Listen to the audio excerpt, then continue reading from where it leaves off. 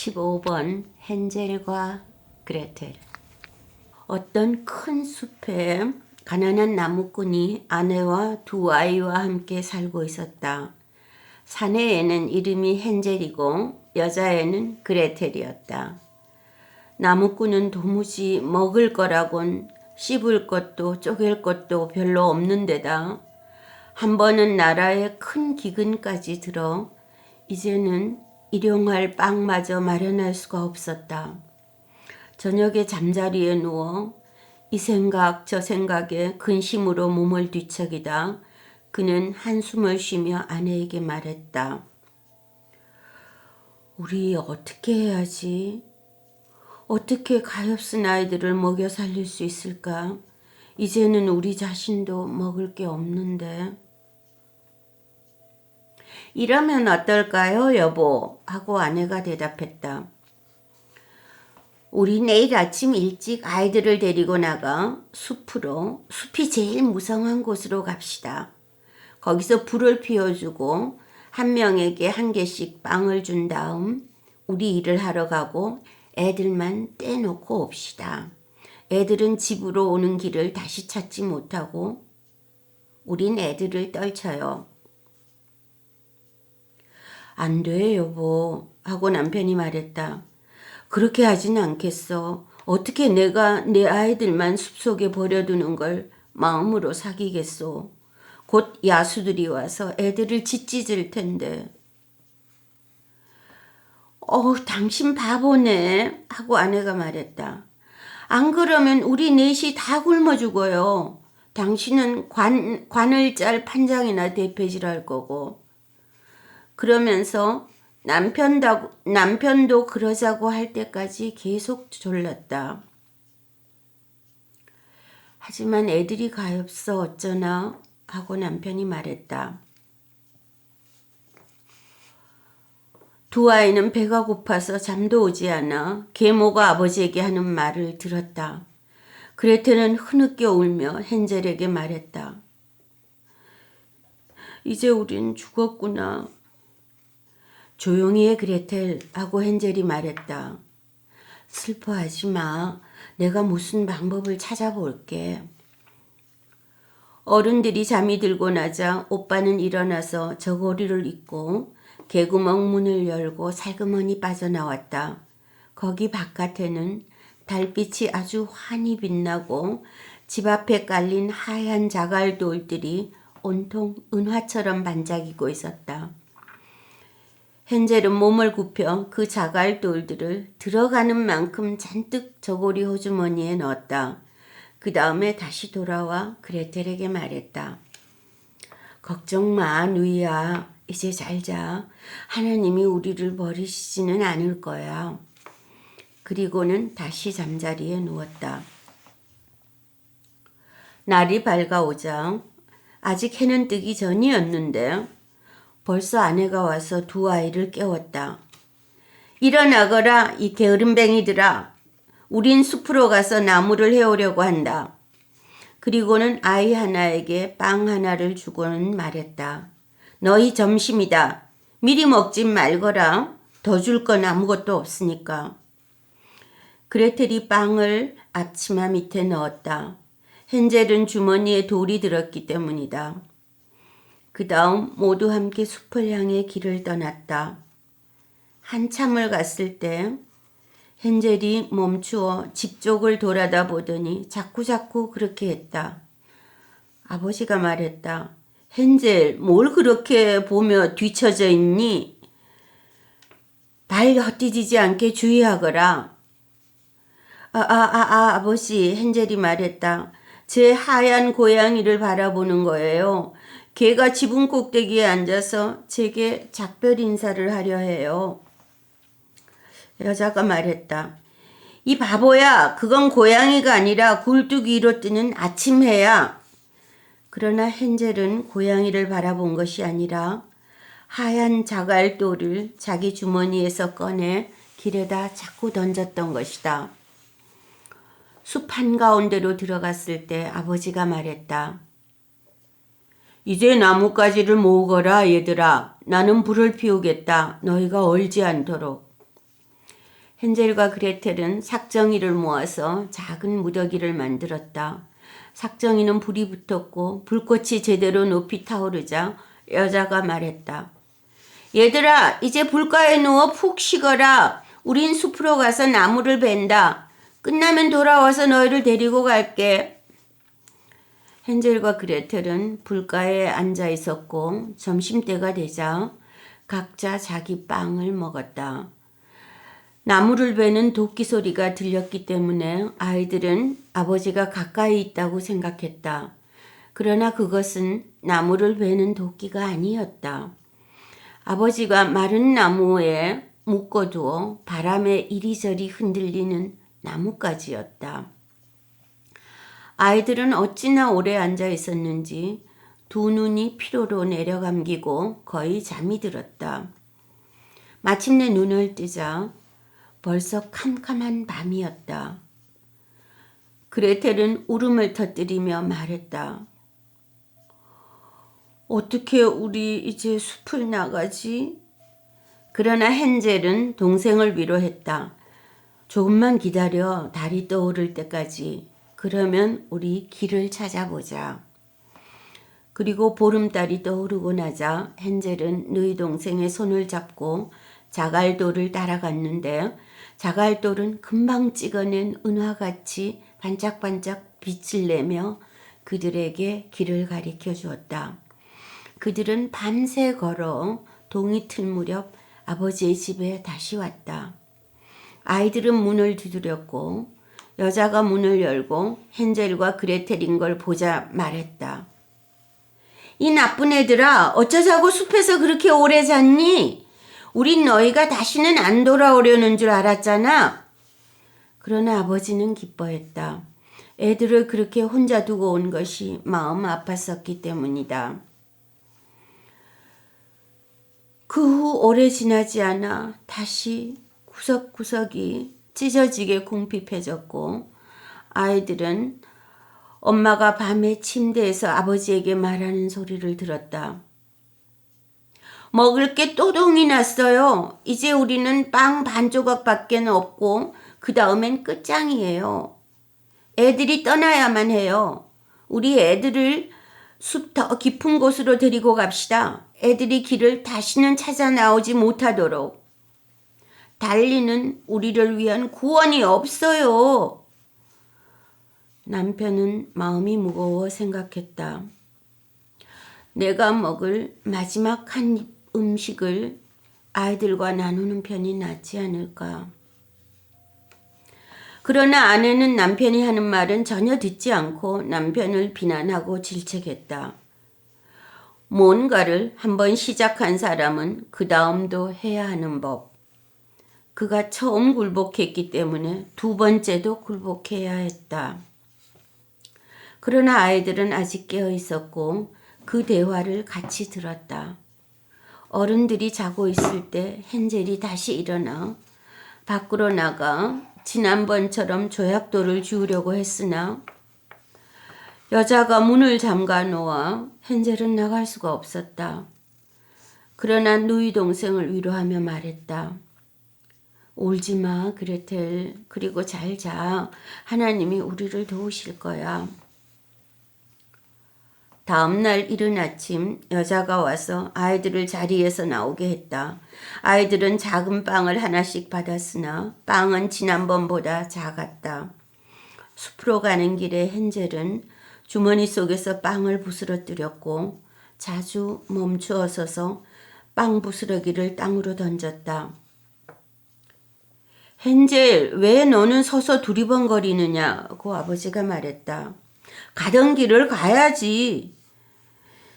제 비둘기를 바라봐요. 비둘기가 지붕에 앉아 제게 작별 인사를 하려고 하거든요. 라고 헨젤이 말했다. 이 바보야 하고 여자가 말했다. 그건 내 비둘기가 아니고 굴뚝이로 뜨는 아침해야. 그러나 헨젤은 차츰차츰 빵 부스러기를 모두 길에다 다 던졌다. 여자는 아이들을 더욱 깊숙이 숲속으로 데리고 갔다. 그들 평생 아직 와본 적이 없는 곳이었다. 거기서 다시 큰 불을 피웠고 엄마가 말했다. 여기 가만 앉아 있거라 얘들아. 그리고 피곤해지거든 조금 자도 돼. 우리는 숲으로 가서 나무를 벤다. 그리고 저녁에 끝나면 와서 너희를 데리고 갈게. 점심때가 되자 그레텔은 자기 빵을 길에다 뿌린 헨젤과 자기 빵을 나누었다. 그 다음에 그들은 잠이 들었고 저녁이 지나갔으나 아무도 가엾은 아이들에게로 오지 않았다. 캄캄한 밤이 되어서야 그들은 눈을 떴고 헨젤은 누이 동생을 위로하며 말했다. 기다려봐 그레텔, 달이 뜰 때까지. 그러면 내가 뿌려둔 빵 부스러기가 보일 거고 그게 우리에게 집으로 가는 길을 보여줄 거야. 달이 뜨자 그들은 일어났다. 그러나 빵 부스러기를 이제 찾을 수가 없었다. 숲과 벌판을 빙빙 날아도는 수천 마리 새들이 그걸 다 집어가 버렸기 때문이다. 헨젤은 그레텔에게 말했다. 우린 길을 찾을 거야. 그러나 길을 찾지 못했다. 그들은 온 밤을 그리고 또 하루를 아침부터 저녁까지 걸었다. 그러나 그들은 숲에서 나오지 못했고 참으로 배가 고팠다. 땅 위에 있는 건 딸기 몇 개뿐이었다. 그리고 워낙 지쳐서 두 다리가 그들을 더 이상 지탱하려 하지 않았기 때문에 어떤 나무 아래 누워 잠이 들었다. 그런데 아버지 집을 떠난 지 벌써 3번째 아침이었다. 아이들은 다시 걷기 시작했으나 그들은 점점 더 깊숙이 숲속으로 빠져들었고 곧 도움이 오지 않으면 분명 지쳐 굶주리고 배고파 죽게 될 터였다. 점심때가 되자 아이들은 흰 눈처럼 하얀 아름다운 작은 새 한 마리가 나뭇가지 위에 앉아있는 것을 보았는데 새가 어찌나 아름답게 노래하는지 그들은 멈추어서 귀를 기울였다. 노래가 끝나자 새는 날개를 펼치고 아이들 앞을 날아가는 것이었다. 하여 아이들은 새를 따라갔다. 작은 집에 이를 때까지. 그 집 지붕 위에 새는 내려앉았다. 그리고 아이들이 아주 가까이 왔을 때 아이들은 그 작은 집이 빵으로 지어지고 케이크로 지붕이 덮인 것을 보았다. 또 창문은 흰 설탕으로 되어 있었다. 우리 여기서 축복받은 식사 시간을 갖췄구나. 헨젤이 말했다. 나는 지붕을 한 조각 떼어 먹을게. 그레텔, 너는 창문을 먹을 수 있어. 그거 달콤할 거야. 헨젤은 맛이 어떤지 보려고 발꿈치를 들어 몸을 뻗어 지붕을 조금 떼내었다. 그리고 그레텔은 창가로 다가가서 거기서 잡아떼었다. 그때 방에서 가는 목소리가 외쳤다. 와작, 와작, 와자작. 누가 내 집을 잡아떼고 있나? 아이들이 대답했다. 바람이야.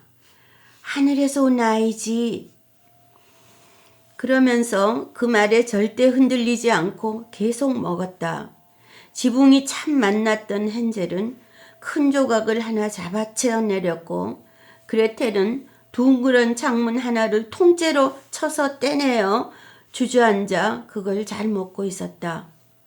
그때 집 문이 획 열리더니 지팡이에 의지한 노파가 슬슬 걸어 나왔다. 헨젤과 그레텔은 어찌나 놀랐는지 손에 들고 있던 것들을 떨어뜨렸다. 그러나 할멈은 머리를 건들건들 하면서 말했다. 아이고 얘들아, 누가 너희를 여기로 보냈느냐? 들어와서 내 집에 머물거라. 너네한테 아무 나쁜 일도 없을 게야. 노파는 둘의 손을 잡고 집 안으로 인도했다. 거기에는 좋은 음식이 차려져 있었다.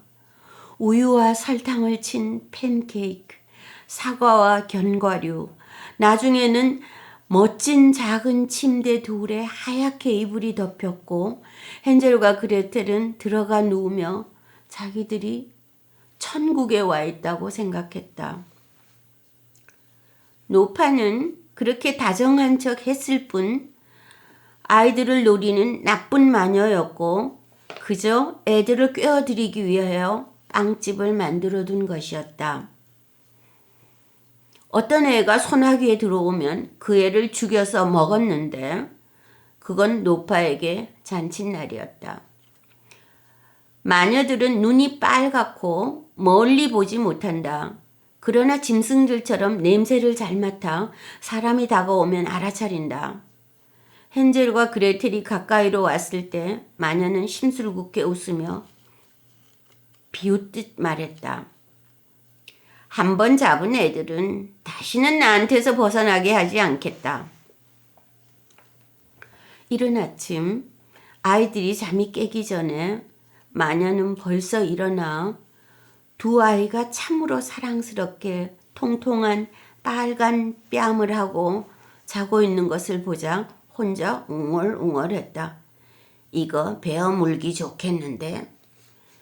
그리고는 그 말라 비틀어진 손으로 헨젤을 움켜잡아 창살문이 있는 작은 광으로 들어다가 가두어 놓았다. 소리쳐봐도 아무 소용없었다. 그 다음 마녀는 그레텔에게로 가서 흔들어 깨우며 소리쳤다. 일어나! 게으름뱅이 계집애야. 물을 길어다 오빠한테 뭔가 좋은 걸 요리해줘.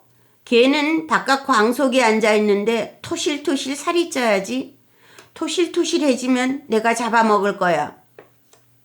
그레텔은 흐느껴 울기 시작했다. 그러나 아직은 모든 것이 소용없었다. 나쁜 마녀가 요구하는 걸 해야만 했다. 이제 가엾은 헨젤을 위해 최고로 좋은 음식이 만들어졌다. 그러나 그레텔은 개 껍질 말고는 아무런 먹을 것도 받지 못했다. 아침마다 노파는 광으로 가서 외쳤다. 헨젤, 손가락을 내밀어라. 내가 곧 토실토실해질지 내가 만져보도록.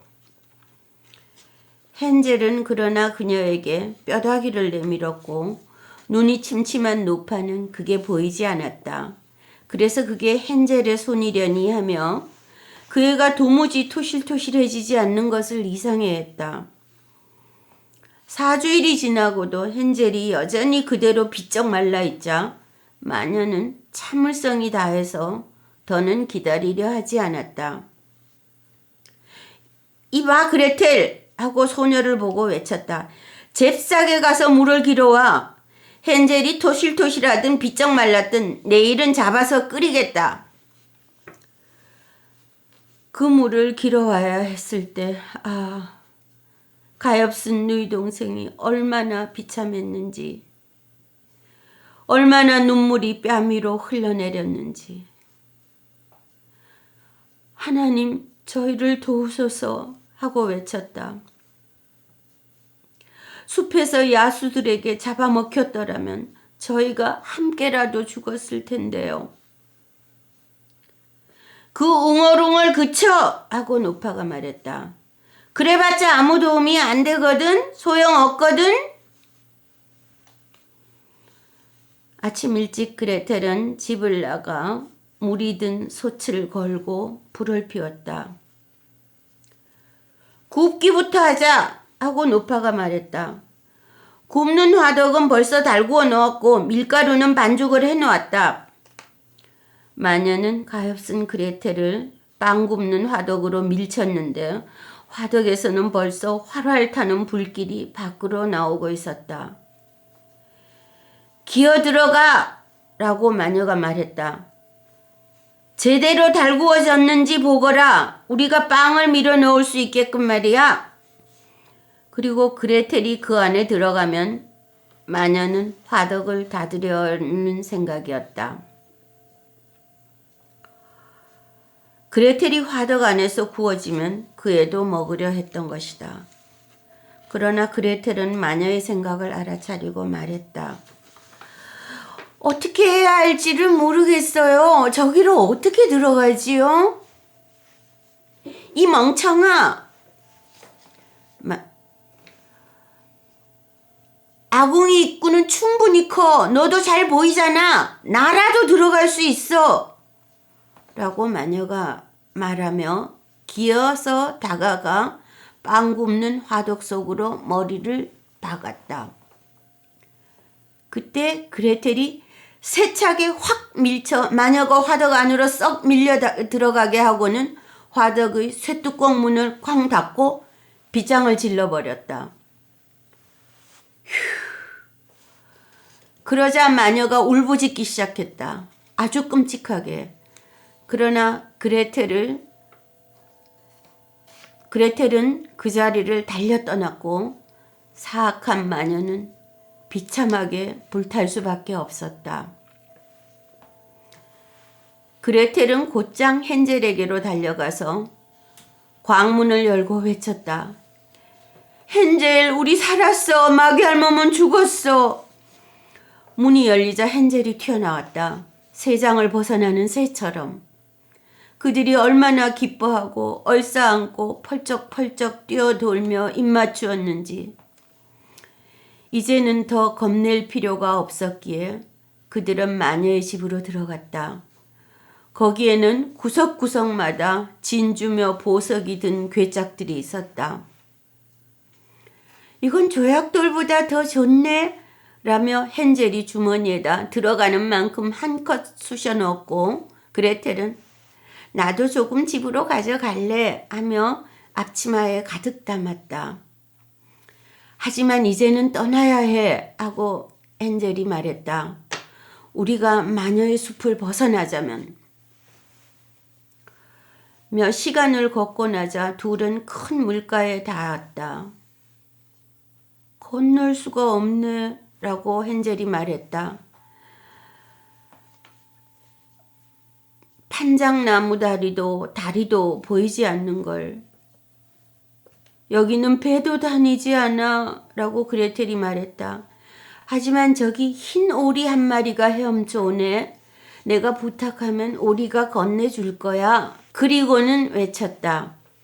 오리야, 오리야, 여기 헨젤과 그레텔이 있는데 판장나무 다리도 없구나. 내 하얀 등에 우릴 태워줘. 오리도 다가왔고 헨젤이 등에 타고 누이 동생에게 자기한테로 와 앉으라고 했다. 아니 하고 그레텔이 대답했다. 왜 내가 작은 오리를 너무 무겁게 하겠어? 오리가 우리를 차례차례 실어다 주면 되지. 그 착한 동물이 그렇게 했다. 그리하여 그들이 무사히 물을 건너 조금 갔더니 숲이 그들에게 점점 더 아는 곳으로 느껴졌고 마침내 멀리 아버지 집이 보였다. 그러자 그들은 달리기 시작했고 방으로 곤두박질 쳐 들어가 아버지에게 매달리며 얼싸안았다. 아버지는 아이들을 숲에 두고 온 다음부터 1시간도 즐거운 시간이 없었다. 그 사이 여자는 죽었다. 그레텔이 앞치마를 해서 털어냈고 진주와 보석들이 방 안을 이리저리 튀었다. 헨젤은 한 줌 한 줌 주머니에서 꺼내 거기다 던졌다. 그러자 모든 근심이 끝났고 그들은 티 없이 기쁘게 함께 살았다. 내 이야기 이제 끝났어.